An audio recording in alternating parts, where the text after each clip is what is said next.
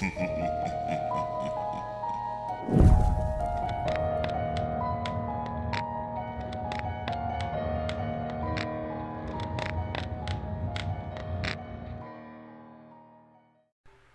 moved out on my own just a few months ago. My house is in a pretty decent neighborhood, and at 25 going on 26, I'm doing pretty good career-wise. Socially, however, I'm lacking. I mean, yes, I had friends back where I used to live, but after high school and college, everyone just kinda went their separate ways, which is understandable. Being a high-functioning autistic, it's kinda hard for me to meet new people, especially when your autism makes even picking up a phone to call your parents seem like a chore. I did manage to take one friend with me. My best friend and roommate, Nyx. She's the cutest black cat that I've ever seen, and my dad found her for me about 15 years ago when she was just a kitten. We lived together in this 2-story house for about 2 or 3 months. It was the night before Halloween, and I was carving a pumpkin for a jack-o'-lantern. This would be my first Halloween alone, but my parents were coming up for my birthday on the 2nd of November. I was pretty congested. It was bad enough that I called out for work, which I don't often do. Still, I wanted to be a nice guy and try to give out candy. Hell, I just needed to socialize a little bit. Who knew? Maybe one of the neighbors would be a nice lady my age. I shrugged cynically, knowing my luck even if there were, that I'd hardly talk to any of these people. I'd finished my jack-o'-lantern while listening to some gothic music that set the mood, all the while sniffling and trying to pop my ears. I had made a career out of my arthritic skills, luckily. This did not apply to jack-o'-lanterns, though, sadly. The finished product of my pumpkin carving, which broke both carving knives and took a serrated kitchen knife to finish, looked like a disfigured demon with a facial tic. I was both amused and slightly disturbed at what my clumsy hands had created, but still satisfied enough to keep it. The next night went pretty well, save for my now congested throat and chest and sinus pressure. I received plenty of reactions to my jack-o'-lantern, ranging from laughs to slight recoils and terror. As the evening went by, the trick-or-treaters became even more disturbed, and at the end of the night I found out why. I looked at the pumpkin, and what had started out looking like an abomination had shriveled into something that literally looked like a twisted skull. I coughed and chuckled, feeling somewhat sympathetic toward it. I felt like I wanted to shrivel up too. I woke up probably about noon that next day, feeling even worse than last night. I was dizzy as hell, I couldn't breathe, and I was almost completely deaf. My ears rang and felt as if they would explode. I didn't want to get up, I had no real reason to, but I did anyway.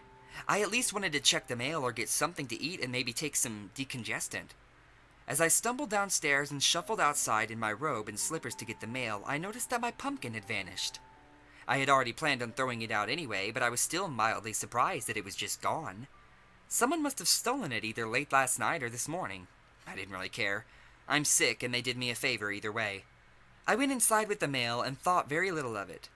I had myself a bowl of chicken noodle soup and a Coke as I took my meds, then shuffled upstairs to lie in bed and watch TV in my room. As crappy as I felt, I just didn't want to do anything else.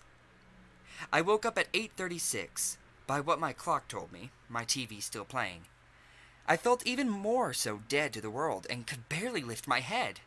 When I finally managed to do so, I saw Nyx curled up at my feet. It was such a precious sight, and with my hoarse voice I said, "Hi, Nyxie!" She didn't respond. She must have been fast asleep. So I reached down to pet her. But she was stiff and cold. Again, she didn't move. Oh God, she was dead! My best friend of 15 years died beside me while I was asleep. My hand shook and I immediately began to weep. I wept continuously, my head feeling full and unable to really hear my own sobs through my clogged ears. Even worse, my sobs were interrupted by worsening coughing fits. How could this happen to me? And on the day before my birthday, no less! I sobbed and coughed bitterly when the irony hit me that my birthday was known as the Hispanic Day of the Dead. Happy birthday to me. Fuck my life. Around midnight, I finally stood up, although teetering, and took my cat's lifeless body downstairs to give her a proper burial. I went to the backyard and dug a hole next to my room window. I placed a stone where I buried her to mark her grave in memory of the best friend that I ever had. As I dizzily walked back to my house in a mix of soft sobs, sniffles, and coughs, I thought about how this is probably a sign that I need to get the hell out and socialize more. Fuck the autism, my dad was right, I need friends. My thoughts were interrupted when I got to my front porch and noticed the pumpkin that was sitting there in the darkness. I almost mistook it for the jack-o'-lantern that I thought had been taken. But when I got closer, I noticed that the light inside was red, almost like an LED was inside of it. And the pumpkin itself was black as the night. The face, a cat's face, was carved into this black pumpkin. What psychopath did this to me? Was I being mocked? Who the hell was watching me to know that I just buried my black cat and made a fucking effigy of her in a damn pumpkin? Who does that? I screamed in a mixture of rage and grief as I hurled the pumpkin into the street in front of my house, dashing it to pieces and watching the red light disperse. I then stumbled inside, feeling even sicker than before. I woke up 3 hours later, face down on the couch. By this I mean my face was literally in the seat of the couch and the rest of me was on the floor. I must have collapsed in a mixture of all the grief, confusion, and anger that I had had. I attempted to stand up and walk, but after making it to my recliner, I collapsed again. At this point, I was so dead to the world that I couldn't hear at all. The cold mixed with the hollowed-out feeling of losing Nix made it almost impossible to feel anything. I wanted to go to sleep forever. Knowing that probably was stupid of me and feeling the inability to actually go to sleep, I decided to see what was on TV. I picked up the remote for the downstairs TV and clicked it. I clicked the remote again. What the hell? I thought aloud. I saw the LED on the remote come on, but why wasn't the TV coming on? Don't tell me it's dead too, I just bought the damn thing. For the first time today, I felt something other than grief, and strangely, I welcomed it. My frustration turned to slight amusement when I considered the thought that maybe I would find another pumpkin on my porch, this time of my TV. Out of sheer curiosity, I decided to actually walk outside and check. I slowly and carefully stood up to counteract the lightheaded feeling that I had and shuffled to the door. Sure fucking enough, as soon as I opened the door, I saw a different shaped and colored pumpkin than before. I laughed my ass off. Even as screwed up as I felt, I laughed through my coughing fits. Whoever the psychopath was that was leaving pumpkins of who died on my porch, they did have a sense of humor.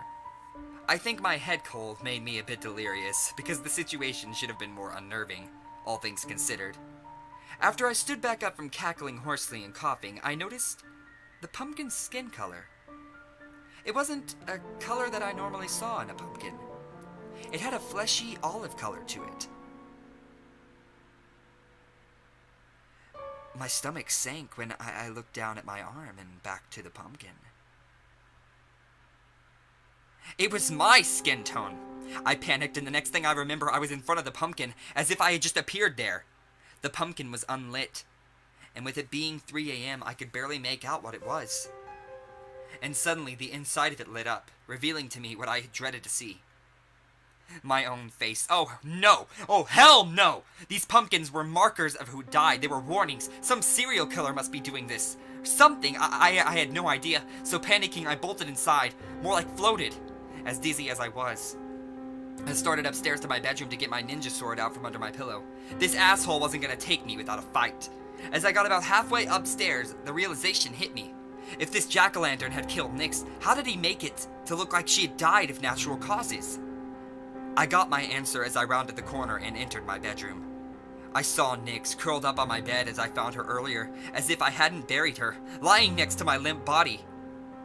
I can't tell if I was horrified or stunned at the surreal nature of what I had just seen, but out of reflex, I gasped. This sent me into a coughing fit, worse than the previous ones. I coughed as if my lungs were trying to come up. My head pounded as I whooped and hacked, and I collapsed to the floor as my vision blurred, and then it narrowed. The obituary read, Leonard Timothy Schmidt, November 2nd, 1986 to November 2nd, 2012. After 2 agonizing days of being bedridden with temperatures above 100 degrees, Leonard succumbed at 3:33 a.m. on his 26th birthday. His father and mother, who had come to visit him for his birthday, found him lifeless in his bed that morning. He was lying with his beloved feline, Nix. Forensics concluded that after 15 long years, the cat had died of old age, curled up next to her best friend merely hours prior.